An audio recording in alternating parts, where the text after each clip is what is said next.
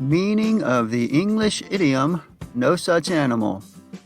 No such animal means there is nothing like the thing mentioned. There is nothing of that kind in existence, or nothing similar exists. No such animal means the same as no such thing, but adds a bit of emphasis and a trace of humor. However, no such thing can also mean absolutely not, as in, you'll do no such thing. Of course, no such animal can also be used literally to mean that a certain type of animal does not exist. Example, technically, there's no such animal as a panther.